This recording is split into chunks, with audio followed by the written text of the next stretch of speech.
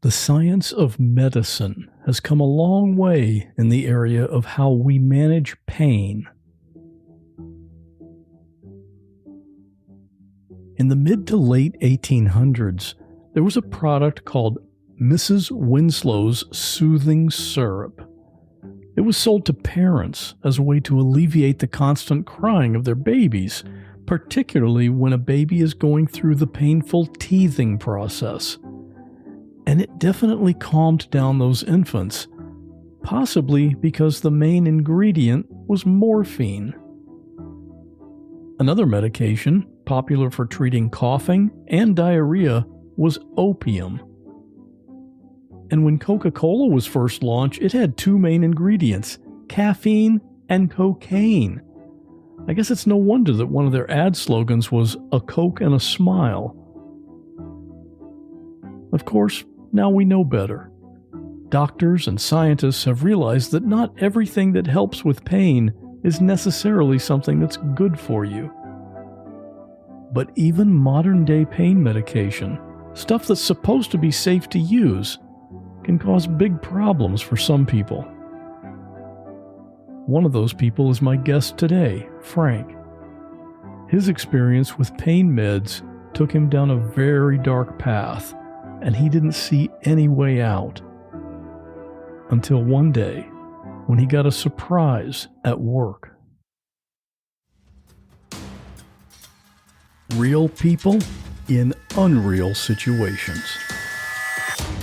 There is a girl hanging by her broken leg from the telephone wire. And I called 911 and I said, I found a baby. I turned around.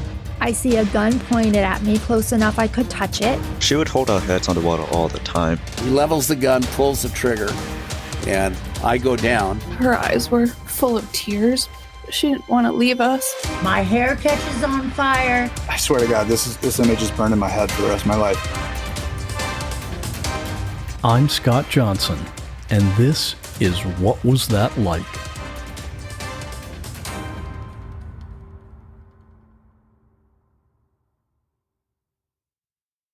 When you were a kid, like a teenager, did you experiment with drugs, like a lot of kids do? Well, yeah, I mean, I was a child of the 70s, so most of the kids in my age range did experiment. Nothing heavy.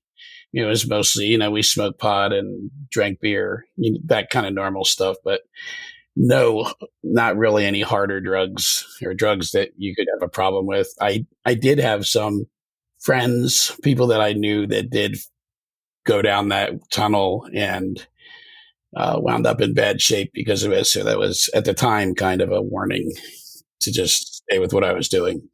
In order for your story to make sense, we got to know a little bit of your state of mind at the time, which means a little bit of background information. You graduated from college, got a good job. Where were you living at the time? I was living in Philadelphia. Yes, I graduated college and I got a good job there. I had a wife and I had a daughter. She was 4 when our marriage fell apart. I was offered a job in Austin, Texas, with the same company that I worked for, but it was a much better job. And at the time I thought, well, I can take care of her a lot better if I make a lot more money. Because that was quite a move. You were in Philadelphia, the Northeast, and you were going all the way to Texas. Yeah. You had to really think about that, all the factors, right? Yeah. And I thought that I did, but I didn't. There was one factor that I didn't think of, and that was guilt. I could come back and visit her, and I did that often. I did that every 4 to 6 weeks. My job allowed me to travel and do that. But there was still, you walked away from your daughter, you left her and went someplace else, and that weighed heavy on me. So you moved to Austin with this new position, and what happened there? I did get remarried in Austin within a year. That was definitely a mistake. The kicker of it was I got married to a woman that had 2 children, and one was the same age as my daughter. So it felt like I traded my daughter for someone else's daughter, which just made the guilt worse. And that was something that I battled every single day. How did you meet this woman in Texas? She worked for the same company that I worked for. In hindsight, it was a rebound relationship. It did not work out, but I stayed in it for 10 years, and that was much longer than I should have. It turned out, in my opinion, now, of course, I know that when you have a situation like that, there are two sides of the story, and the truth is somewhere in the middle. But it turned out that a short while after we got married, she suddenly didn't want to work at the company anymore. She didn't want to work anywhere. And she basically was looking for someone to come in and finance her and her children. That's what it boiled down to. And so I tried to do that. And this is going to be a theme through this conversation. She was manipulative by using guilt. You promised you would take care of us. You promised this. How are we supposed to do this? And so my response to that was, well, I can work more. I can work my job and then I can work freelance because I had a creative job. I have a creative background. My degree was in fine arts, and I am an artist. And I ran a creative department for a publishing company. That was my main job. So I had opportunities outside of that to work freelance. So I would work my job during the day and then I would freelance at night to try to keep them financed. But it seemed that the more that I worked and the more that I brought in, the more they would spend. So it's kind of like being on a hamster wheel.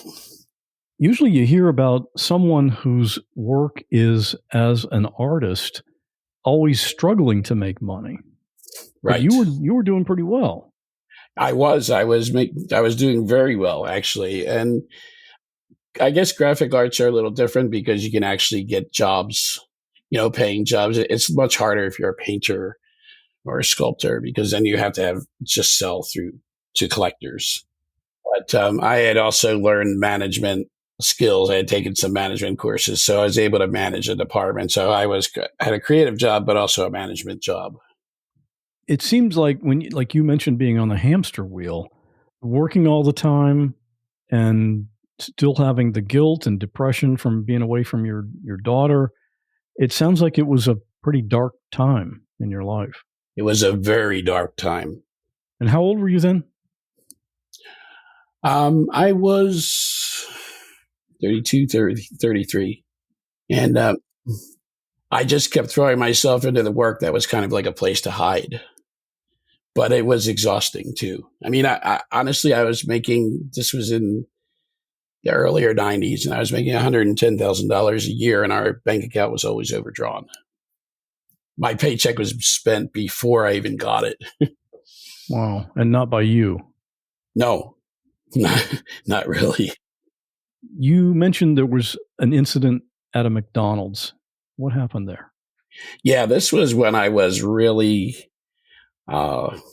in a dark place and frustrated with the whole situation. And I went to lunch just to McDonald's with a friend of mine from work that we did fairly often. He told me this later. I actually, when it occurred, I didn't really think much of it, or it didn't really occur to me. He said, we were in McDonald's that time, and out of nowhere, you just began vomiting this information, these stories about things that happened when you were a kid with your mother, things that were happening now, just all this dark stuff. And he said, I never knew any of it, and I didn't know where it was coming from, so I just listened. My assessment of that, when he told me that, when I look back on it, is I felt like the way that I always process things that bothered me is I just swallowed them and pushed them way down and, didn't deal with them. And it was kind of like I was a champagne bottle, and you shook it up, and eventually if you put enough champagne in it, it's going to blow the cork. And that's what happened. That's what happened that day. Going forward, what we're talking about, you were visiting Philadelphia, and what happened there? Yes, I used to go to Philadelphia, but I would stay in New Jersey because that's where the printers were that I used. And I was done for the day, and I was heading to Philadelphia. And to do that, you have to use one of their major bridges. And one bridge raises, so traffic stops, and it was wet up when I was crossing over. So I stopped, but the bread truck behind me did not. And I got rear-ended by a bread truck, which caused me, some minor neck injuries, but a pretty serious shoulder injury. The seatbelt that crossed my shoulder held my shoulder in place while the rest of me went forward, and it required surgery. So I went back to Austin and scheduled the surgery and had it done. And that was sort of the beginning of, here's your road to serious addiction. Because after the surgery, they gave me Vicodin for the pain. And I'll always remember this. I remember what it felt like. It's crystal clear memory. I went home. I laid in the bed. I took Vicodin. 15 minutes later, I was like, wow, this is awesome. I don't care about my problems. I feel really creative.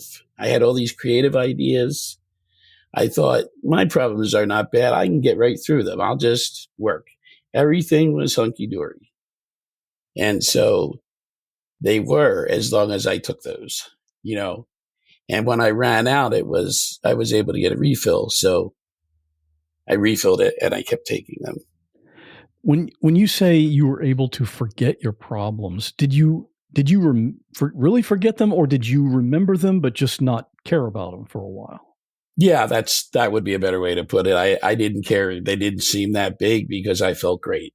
And had you ever taken Vicodin before? No, never. So you just continued to refill? Yes, until they wouldn't do it anymore. At that point, I started seeking out other means to get painkillers. And, my rationalization was, well, your shoulder still hurts. They should give you more, but they're not. So you have to do something else. I had a friend who had cancer, and he used to get painkillers by the hundreds. And back then, prescriptions were just a white piece of paper that the doctor wrote and handed you. He would actually create them. He would make fake prescriptions, copy the doctor's signatures, and take them around to all different individual pharmacies, not chains, but individuals. He lived in New Jersey. I started to buy them from him. And his were stronger. He would get Percocets. You said he was in New Jersey? Yes. But you were back in Texas. Yes. I would FedEx him money and he would FedEx me Percocets. Would you say you were addicted at that point? Oh, yes, for sure. How long did it take before you would say, okay, yeah, I'm definitely addicted now? Well, I did learn that by the time you realize you might be addicted, you're seriously addicted. So I would say 3 months is probably, I think I was addicted after a month, but I realized that I may be addicted after 3. And I knew for sure I was addicted after that. So from him, you were buying, did he have Vicodin, or did you say it was something different? No, he had oxycodone, which is Percocet. It's stronger than Vicodin. And so were you taking both now, or you kind of switched over to what he could get? Oh, yeah, I would take whatever I could get my hands on. Sometimes I'd take them together, Vicodin and Percocet together, a couple of each. How would you say they compared, the effect of Oxy compared to Vicodin? Oxy is stronger. And I would say it's a little, I don't know if this is going to make sense, but it's a little warmer. It's a little more of a warm, secure feeling. Vicodin is a little more of a chemical feeling. It makes sense to me, but I don't know that it would make sense unless you were me. Would you say it's like when you have a drink of brandy that has that warm feeling that you get from that? Is it kind of like that? Yes, versus a beer. Yes, it kind of gives you a warm glow. I've taken Vicodin, and for me, it just makes me drowsy. I never really got any kind of what you would call an enjoyable high from it, but it had a different effect on you. Why do you think that is? Yes, see, that's the thing. They make most people drowsy, but there is a small percentage of people that it has the opposite effect. It actually stimulates you, and that's what it did for me. And in my situation, it stimulated me so I could work more. It's kind of the same as doing amphetamines or coke, which I have never had any interest in either of those, in that kind of thing. But they stimulated me in a good way that I could work till 4:00 in the morning, go to bed, get up at 7 and go to work. And I did that for a long time. And so you were able to still be accurate and productive in your work? Well, I thought so. I mean, I was definitely a functional addict. I did go to work every day. And, when you're in an addiction like that, you think that people don't notice because you feel like you're the same. But people do notice. They just don't say anything for a long time. And I would doze off in my office in the middle of a conversation. I would periodically, if I would run out of drugs and I would be really sick, I'd miss work for 4 days in a row. And then suddenly I was great because I got more. And I put on a lot of weight from doing that because one of the things that opiates do is slow down your metabolism. That's one thing I wanted to ask you about was running out. How worried were you about running out? I was worried all the time. It was a miserable existence. That was the number one concern of mine at all times. I knew exactly how many I had. I knew exactly how long they would last me. So I was always working angles to get more. But when you see how many you have left and you don't have any new ones coming in, did you ration those out? Well, that would be the plan, but it never worked. You think you're going to ration them out or wean off of them, and it just doesn't work. You just take them anyway. But I always had something working. Talk about the first time you did run out. How did that end up happening? I was supposed to get another delivery, and for some reason it didn't happen. And I thought, oh my God, I just took the last ones and I don't have any more. And I went to bed and I woke up about 4:00 in the morning, sick. Withdrawal sickness, the best way I can describe it is imagine if you had a stomach virus, the flu with aches and fever, and super high anxiety all at the same time. It's a horrible feeling. You can't hold anything down. You can't hold anything in. You can't sleep because you have anxiety and everything hurts.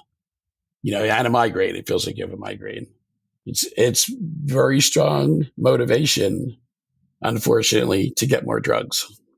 What you were experiencing were the first signs of withdrawal. Yes. And how long did you go through that? Well, if I didn't get any drugs immediately, I had gone as long as 4 or 5 days like that, where I only got out of the bed to go into the bathroom and be sick. Other than that, I laid in bed and I was covered in sweat and aching and, strung out from anxiety. It was awful.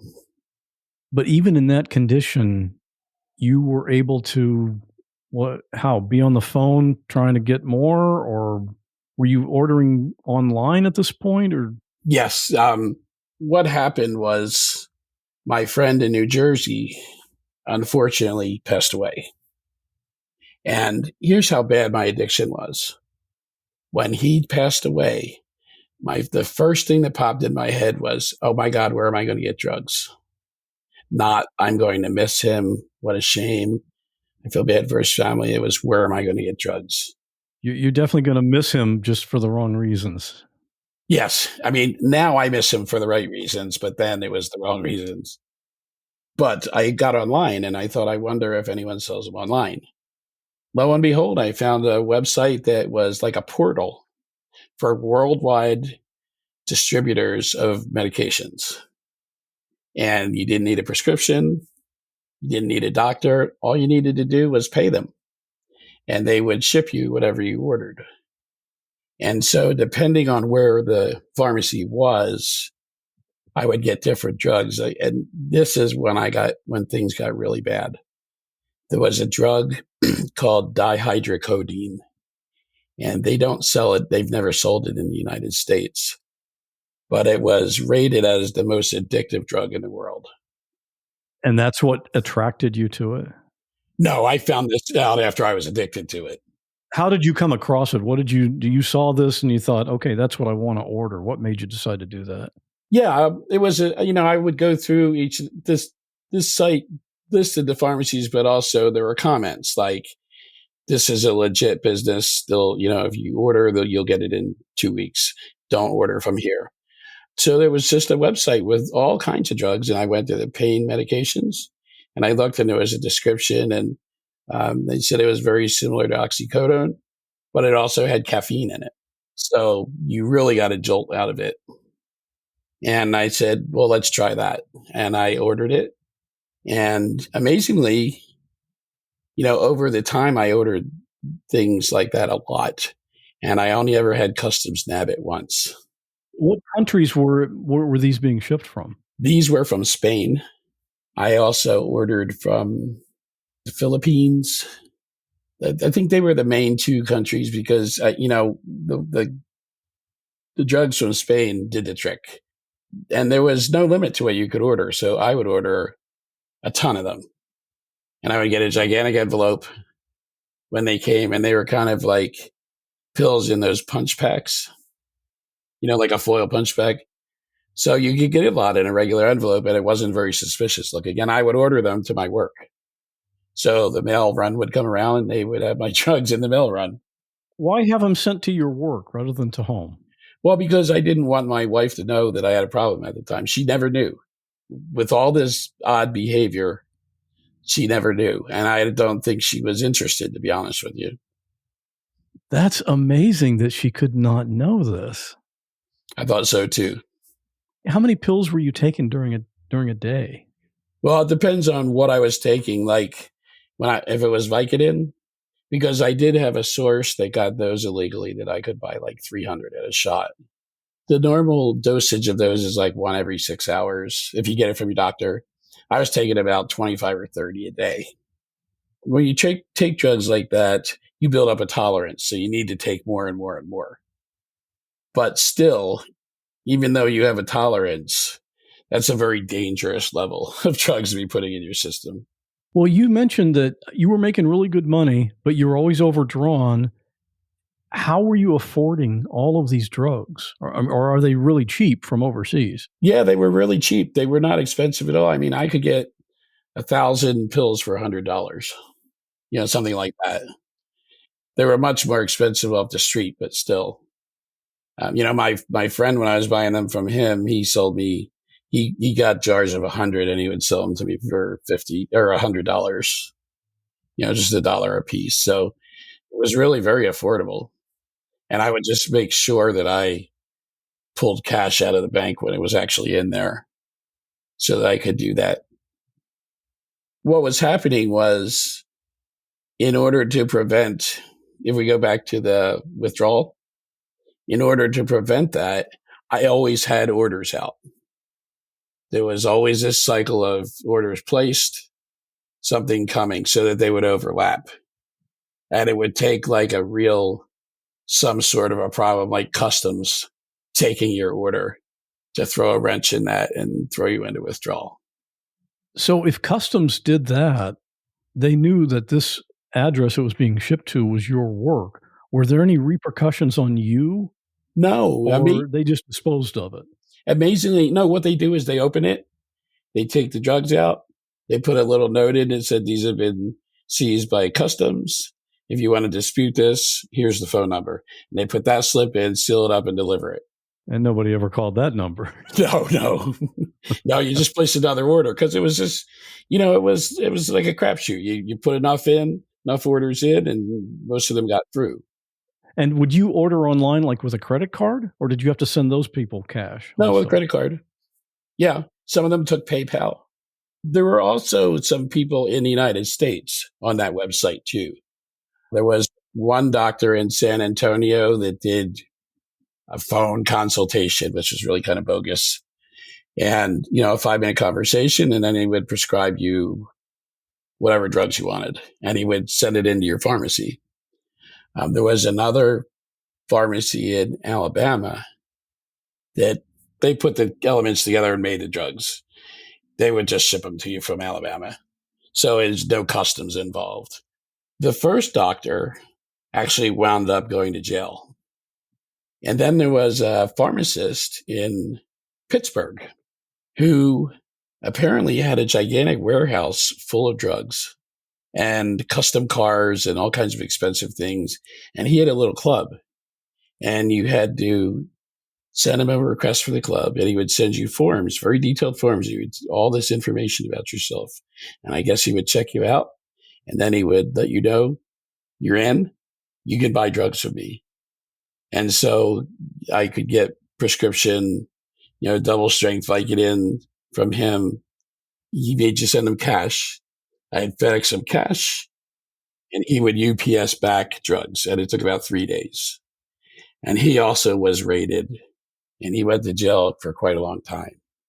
They actually raided him for failing to pay child support, and they found the other stuff. Those agents stumbled into a jackpot there. Yeah. Unfortunately, he had an envelope full of my cash when he got arrested. Oh, so you lost that. Yeah. When you were in the middle of this, you knew you were absolutely addicted. Did you ever think about the future or how you thought this whole thing might end? It's pretty much day to day. It's one batch of drugs to the next. I knew that I couldn't do it forever. And I knew I was going to have to get off of them somehow. But once you do that withdrawal once, you don't want to think about doing it again unless you absolutely have to, unless there's no other way. But my behavior and my health was becoming much different. And a lot of people started to notice, and I knew this couldn't continue for a whole lot longer. I was either going to die. Actually, I was thinking I'd prefer to die than go through withdrawal. But I knew I would either die or there would be some divine intervention, or I would tough it out and go through withdrawal. What you're describing on purchasing online and from other countries or even in the US, it's no longer possible to do that, right? I don't believe so. No, they've changed a lot of the laws. You can't even get a prescription now, like a paper prescription for any controlled substances. The doctor sends it through a computer system to the pharmacy, and there's a national database that checks and sees if you ordered it somewhere else before. And that eliminates the doctor shopping, where Yes. you've got half a dozen doctors giving you the same prescription. Yeah. Right. And I'd be surprised if you could do it. I don't look anymore. I don't have any interest in looking, but I would be surprised if you could still do it online. And I know you went on like this for years. 4.5 years. 4.5 years. What were some of the ways or the outer signs that your life was just kind of spiraling? Physically, I had gained a lot of weight. I wasn't sleeping except for a little bit. And that had advanced. I started to have hallucinations. And I think that was a combination of the drugs and the sleep deprivation. So I would have visual hallucinations. Like I remember one time I was in Florida and I was driving up 95, and up ahead, there was a guardrail along 95, and up ahead, I watched this guardrail turn into a giant silver lizard and turn around and onto the highway and look at me and start walking towards me. And I panicked and pulled off the road trying to figure out how to turn around because I thought it was really a giant lizard. And then I thought, okay, this is not good when you're seeing things like this. And then I remember being home at night and looking at the window to the outside. And instead of the window to the outside, it was like I was looking in the window to someone else's house. And I was watching these people doing things, eating dinner, washing dishes. And I thought, who are these people? Why am I seeing them? There's something majorly wrong here. So a lot of things like that. And then also audio hallucinations. And they often happen when I would wake up, because even though I said I would sleep 3-4 hours a night, it was very broken sleep. I'd sleep 45 minutes and wake up. I would get up and go to the bathroom, and I would actually hear, it was like a PA announcer at a sporting event, only announcing what I was doing. Okay. I know this, it sounds crazy, but it's what I was experiencing. And I thought, this is getting way out of hand. And you even were sleepwalking sometimes. Yes, I was sleepwalking a lot, creating some embarrassing situations and dangerous situations. I mean, when I would sleepwalk at home, that was one thing. One time I woke up in my backyard. I'd wake up in the kitchen, but I traveled for my job. I was still traveling for my job. And one time, I didn't know that this happened until the next day. I always stayed at the same hotel in New Jersey, so they knew me. And I apparently got up, left my room, went down to the elevator, went down to the first floor, and went to the front desk in my underwear. And they could see that something was up, like I was sleepwalking or something. And the woman that worked the night shift there walked me back to my room, put me in my room, put me in bed, and I never knew. How did you find out that happened? She told me. I mean, I knew her well enough. We knew each other well enough that, thank God it was her and not a stranger. Another time I woke up, because these rooms were kind of like suites. I think it was a double tree suite. So you have like a bedroom, and then you have a little room with a kitchen, counter, and sink. I woke up and I had stood on a chair and then stepped up on the counter, and I was reaching and touching the ceiling when I woke up. And if I had fallen, I would have been seriously hurt, because, I mean, it's not that far, but it's far enough to get hurt. So things like that were becoming regular. I think you told me one time you had a seizure. Yes, I had a seizure at home. I woke up in the middle of the night. I sat on the edge of the bed, and then the next thing I knew, I was lying on the floor seizing, my arms straight up in the air, and my legs stiff, and that ran till it ran its course. Of course, I didn't do anything about it because I didn't want to tell anybody why it happened, but it was undoubtedly a seizure. Then came what you called the day. You call in recovery, you say they call this your birthday. Your birthday, yes. Your birthday is the first day that you don't take drugs or alcohol or whatever your substance is, when you start seeking help. And I went to work, just like always, and I got a call from my boss, who was a vice president of the company, and she asked me to come into her office. And I went in, and she was sitting at a little round table at her office, and so was a woman from HR. The woman from HR had a legal pad, and I could see on it, it had a list of drugs that I had been taking. And I thought, oh, shit. So I sat down, and my boss looked at me and said, "We know that you have a problem, and we'd like to help you. You are the best creative services manager I've ever worked with. I don't want to lose you, but I can't have you here like this. So if you will accept our help, I will make sure that your job is safe. I want you to go and get healthy, and then come back when you're healthy and your job is secure. Otherwise, I can't have you here anymore. I just need you to tell me that you have a problem." And I'm not an overly emotional person, but I just burst into tears. It was such a relief. And I said, "I absolutely have a problem. I absolutely need help. If you will help me, I promise I will come back and you'll be glad you did." This was your one big shot to get out of this. Yes. And what I didn't know at that moment was that my boss had a sister who worked with nurses who became addicted to painkillers and helped them to get better and, get back to work. And she had a significant other who was a recovered alcoholic. So she was very empathic towards the situation. I couldn't have asked for a better person to bust me than her. So the company had a program, I think it was called EAR. They have those different programs where you get help for a variety of things. And I arranged to go the next day to a detox hospital. Did your wife still not know at this point? She had no idea. I think that she didn't want to know. I mean, she had to know that there was something up with me because my behavior was just so strange. I was sick more and more often. My weight had ballooned up. I was roaming around the house at night.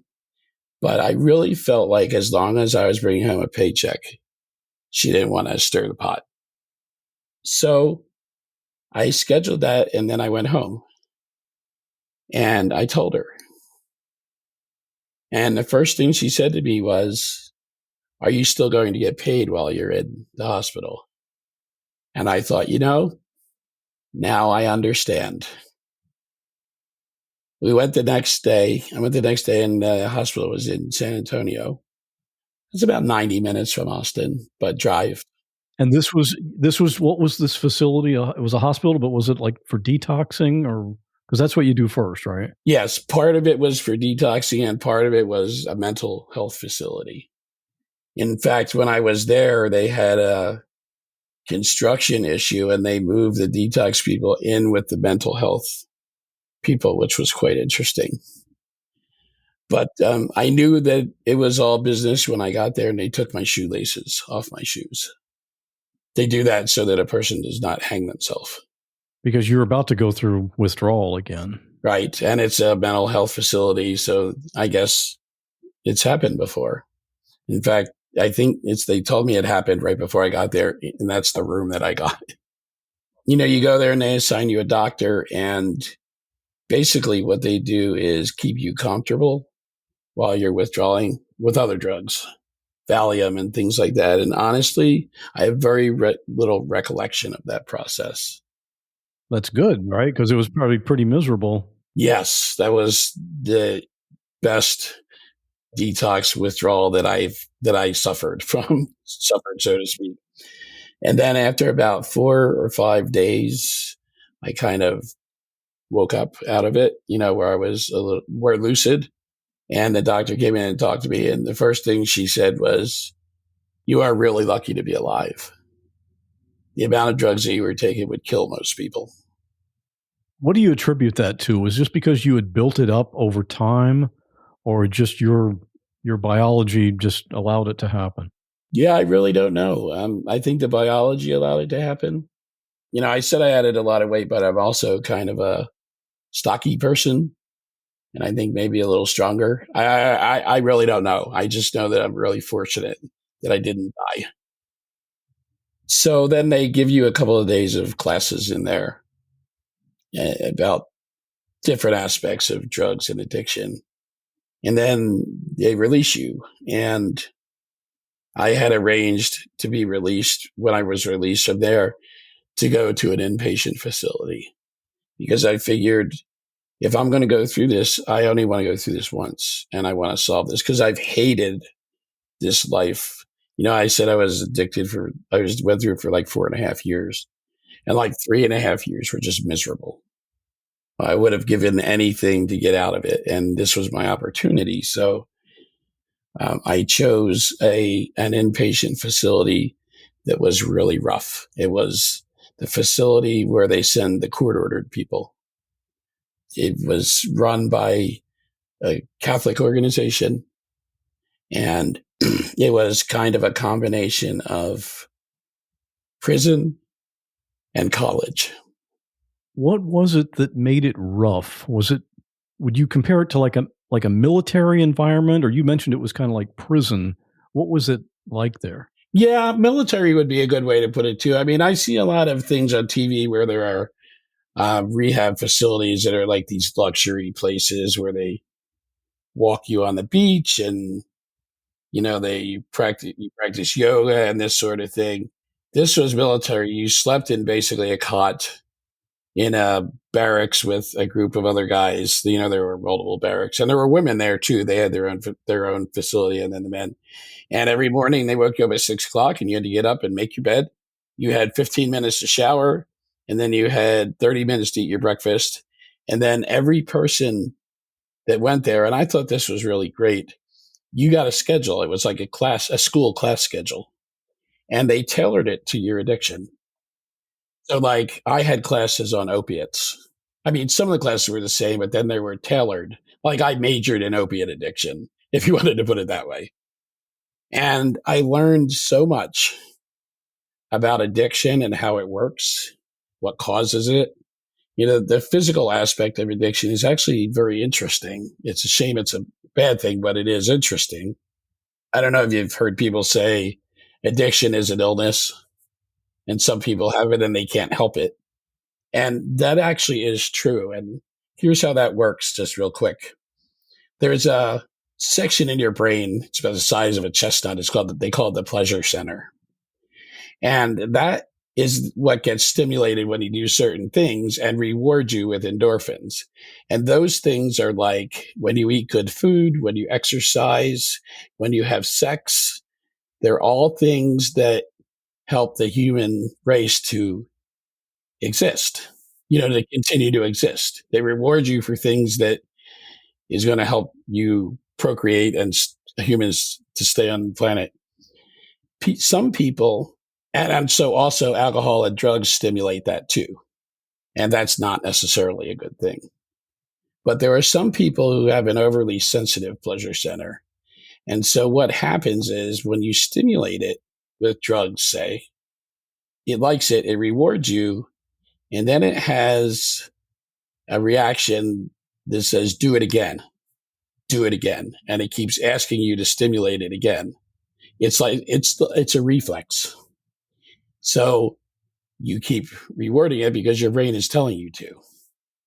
And that's the difference between people that they say have an illness of addiction and other people that don't. I happen to have one of those. I know a lot of times being addicted to whatever is seen more by society as a character flaw. Correct. But it's just biology. It's a lot more than it's not a character flaw. In my opinion, it's biology coupled with environmental. Something pushes you to seek self-medicating, and then your brain likes it and tells you to keep self-medicating. And the other thing that I learned is you will never beat the addiction until you deal with what your problems were that pushed you there in the first place, because they will just come back and start again. I had issues from when I was a child, primarily with my mother. And until I dealt with those in therapy, and actually, and to my mother's credit, I had a long conversation with her about it as adults and settled on and learned that my mother is a human being just like everyone else. And she makes mistakes just like everyone else. And she acknowledged that she made some mistakes and she wished she didn't, but she did. And that kind of worked for me.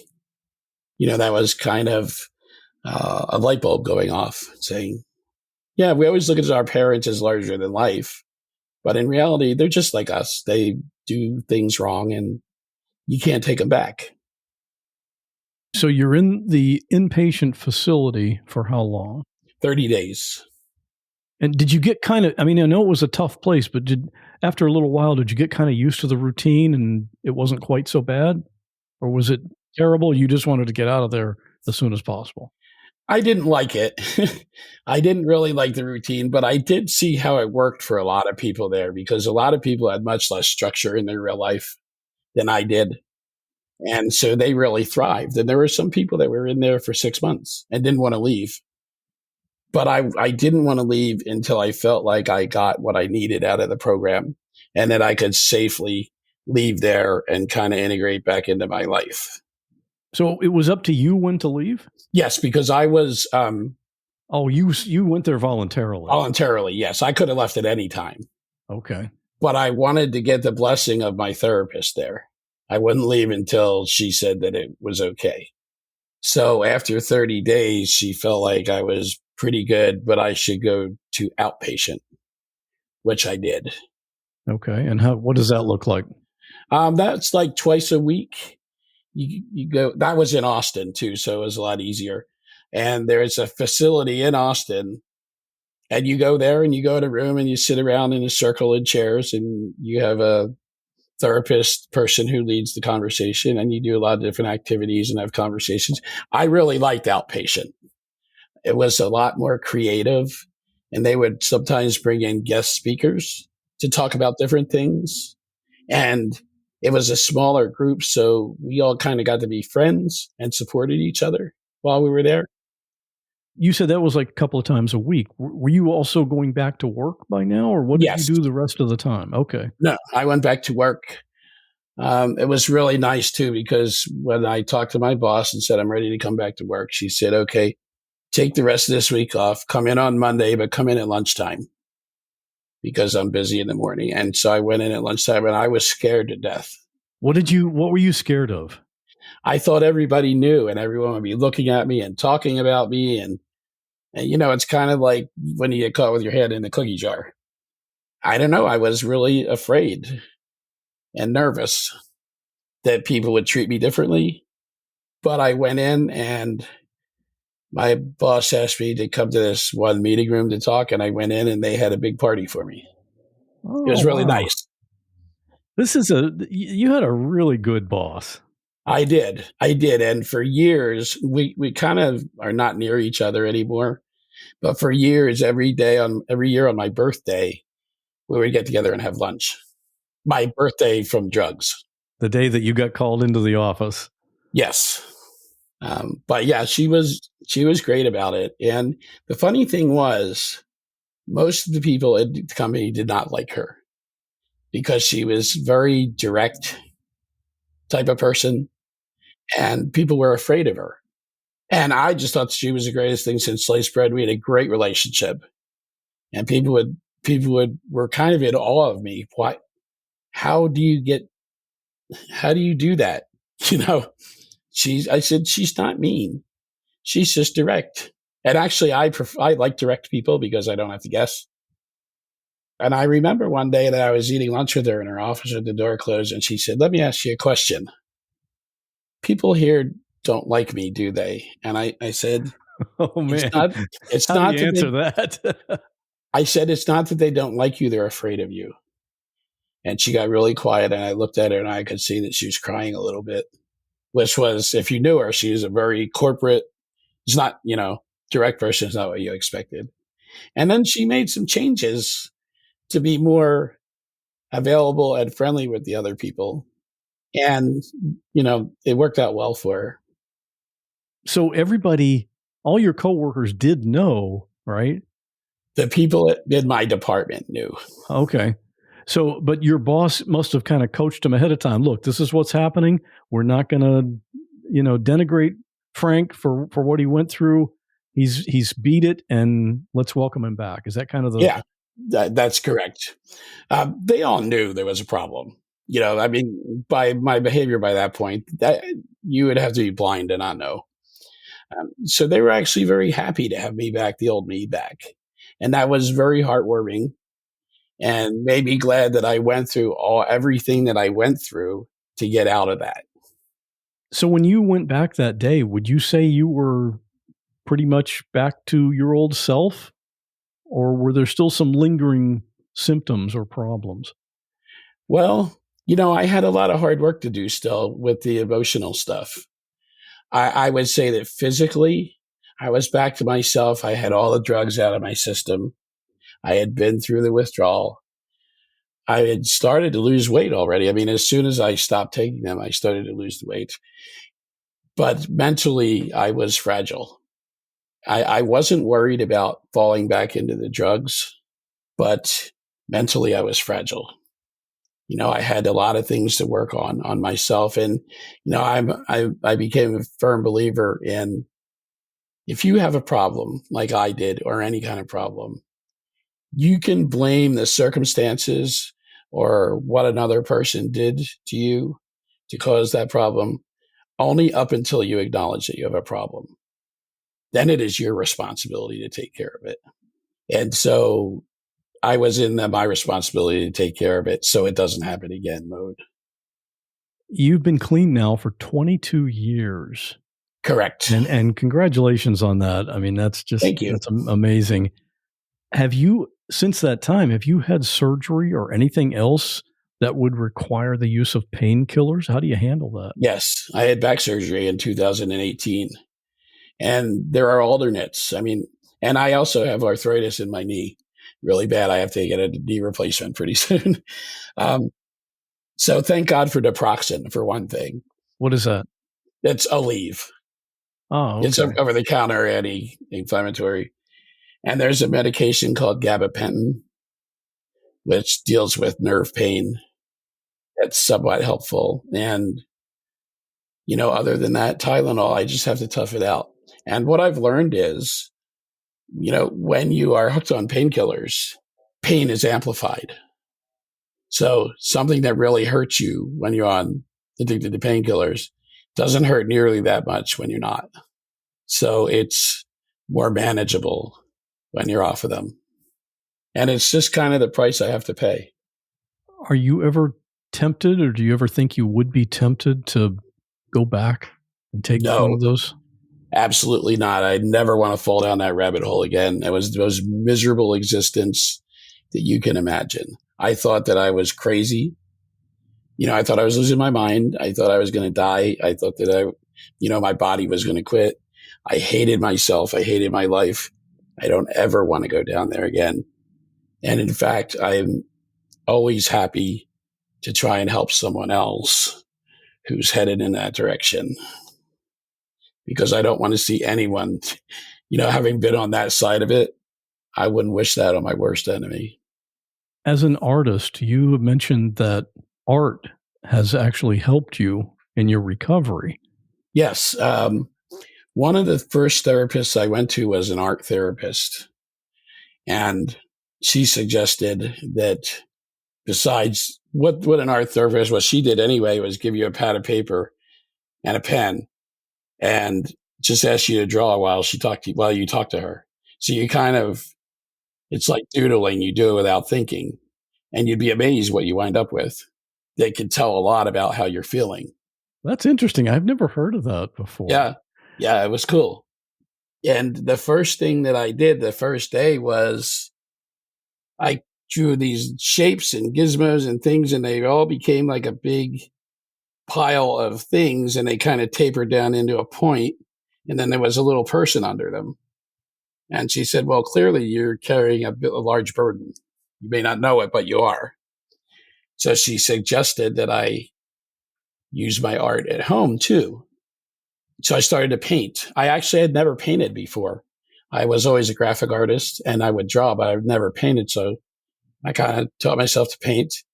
And I did do one painting that was based on that original sketch, which you've seen, the one with the elephant. Is that the one that's called A Sense of Impending Doom? Yes. Okay. And we'll have a picture of that in the episode notes so people can see that. But can you just give what's your description of that picture, of that painting? Yeah. It's a tall, thin painting, and there's like a very thin rope, like a high wire, only it's bent, pulled all the way down because there's a big elephant standing on the middle of it, precariously balanced. And under it is a mountaintop with three people, like one standing on a chair, and then the other one is on their shoulders, and another one is their shoulders with just an umbrella under it. And the rope is burning. So any minute it's going to give way and the elephant's going to fall on the people, and all they have is an umbrella, which is great for rain, but not falling elephants. And that's kind of like the way that it feels when you're in this addiction process. You always feel something bad's going to happen at any time. So I started to figure out the different feelings I had, the different things I had been thinking about, and translating them into paintings. I've always been very influenced by Salvatore Dali. In fact, I did a detailed paper study of him when I was in college. So my paintings, though I don't paint like him, I wish I did, are kind of in the same style, meaning that they have a lot of things in them that look like random stuff, but really represent things. Right, right. I've seen your several of yours that you sent me pictures of them, and I've been to the Salvador Dali Museum that's here in St. Pete, about a half hour from me, because I'm fascinated by his work, and I can definitely see the similarity there. It's very obvious. That influence is pretty clear. Yeah. Like I said, I don't paint as well as he does, but the thinking is the same. So I started putting these different thoughts and issues, turning them into paintings, and I learned that by the time I finished a painting, I had put so much into that from my head, from that issue, that it wasn't in me anymore and I could move on from it. That's pretty good therapy. Yeah. And I would take those a chunk at a time. Okay, well, let's do a painting about this now. And in doing the painting, I never had a full plan on what the painting was going to be. I just kind of started and added stuff and painted. So as I thought through it, and then again, I would be at the end and I'd be done with that one. And I had a whole large collection of them, which someone bought almost all of them at one point. But that was fine because I was finished with them. You know, they did what they did. And thank God I had that outlet. I don't know how I would have dealt with those things. I think I would have been in therapy a lot longer just talking about them. Frank, what's your incentive to get your story out there? My incentive is, number one, especially now you hear the opiate crisis and, we have an opiate dilemma in the country, and we do. These days, a great deal of it is from fentanyl, which is brought into the country. Not so much prescription drugs, but my main reason for this is to tell people that it is possible to pick yourself up from the bottom of that hole and turn your life around and have a good life. That if you have a problem like that, it's not the end. You just have to put in some work, and you have to trust in some people in your life that say they care, that they really do. Like I think I said before, I'm always open to talking to anyone that is having a problem if they ask. I would like to help save as many people from this as possible. The only catch to that is, I did learn this, you can't help a person unless they want help. You can't force a person to get better from addiction. You can force them to go to rehab and therapy. You can force them to do all kinds of things, but it won't work unless they want to make it work. As you might have guessed, Frank is no longer married to the woman who only cared about his paycheck. He later met Marie, and they've been married now for 21 years. He told me she's really helped him, and he wishes he met her many years earlier. Also, you heard Frank say that he loves to help people. We'll have some resources in the episode notes for anyone who might be struggling with addiction, and we'll also have Frank's email address there if you feel like you'd like to contact him directly. I love telling you about podcasts that I think you'll enjoy, and this recommendation isn't a promo trade, it's not a paid ad. In fact, the other show doesn't even know I'm mentioning it here, but this is a show I listen to every week. It's called My Unsung Hero, and the tagline is stories where one person helped another in a time of need. And that's exactly what it is. Each one is like a 5-minute story of a time when the storyteller got some much-needed help from someone. And in a lot of cases, they never got a chance to thank the person when it happened, so they're doing it on the podcast. I love shows like this, as you probably could have guessed, because it always leaves me feeling good about the world and the human race. We need more stories like this, and the episodes are so short, whenever I see a new one show up, it goes right to the top of my playlist. Again, it's called My Unsung Hero, and it's put out by Hidden Brain Media. They have some other shows too. Check it out and let me know what you think of it. Graphics for this episode were created by Bob Bretz. Full episode transcription was created by James Lai. And now, before we close out this episode, we have this week's listener story. This is where a listener records a 5 to 10 minute personal story and sends it in so that we all get to hear it right here on the podcast. If you have a story, we'd like to hear yours too. This one is a story about skydiving and an unexpected after effect. Stay safe, and I'll see you soon. Hello, Scott. This is Camille. I am wanting to share with you an experience that I had and explain to you what that was like. I decided for my 40th birthday that I wanted to try skydiving. And of course, I had been trying to do special things for my birthday. For 37, I went and got a nose piercing that I had wanted to do for 20 years. And so for 40th, I said, I'm going to skydive. And I found a location in Georgia, and I went. A gentleman I was dating at the time went with me.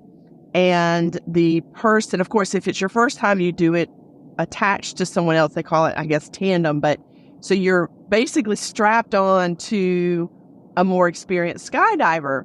And the guy that I was strapped onto, we had to ride a bus. And then from the bus, we got on a little plane. But the whole time, he's like checking that I'm completely strapped onto him.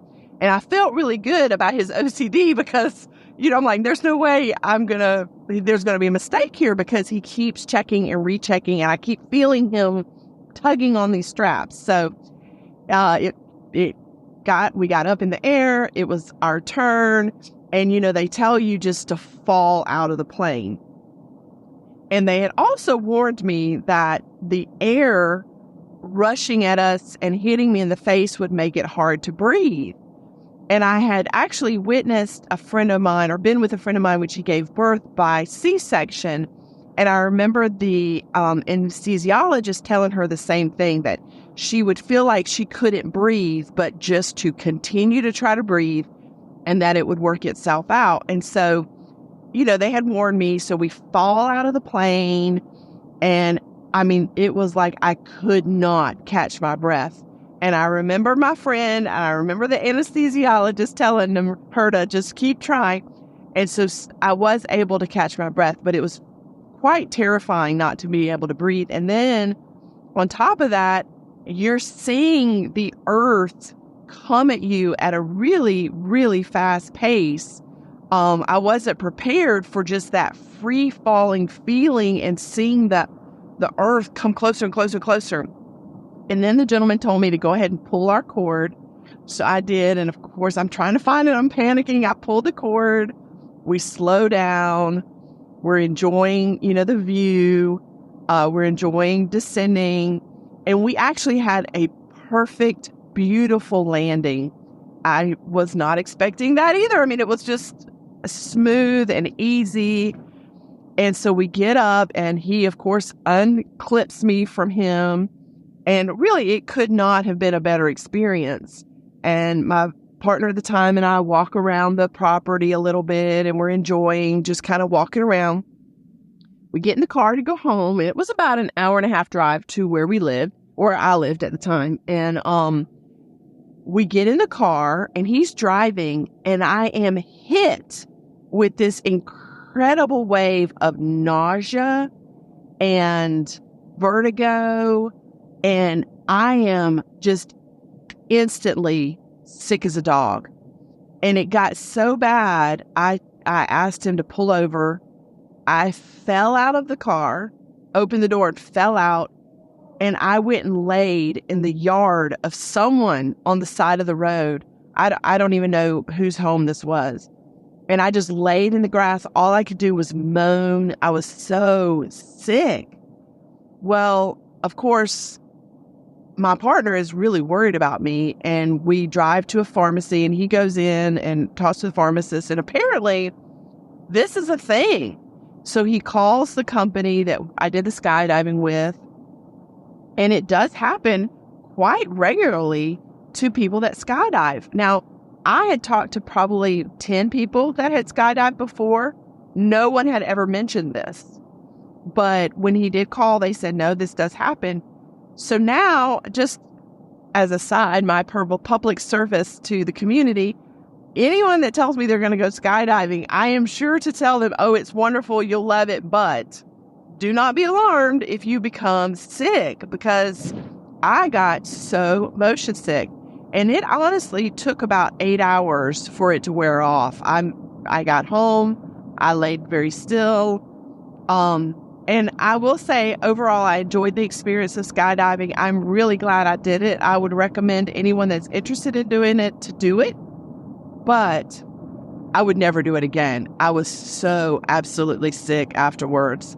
But that's my story. I'm going to tell you, for my 50th birthday, which I just celebrated, I did something a little less adventurous.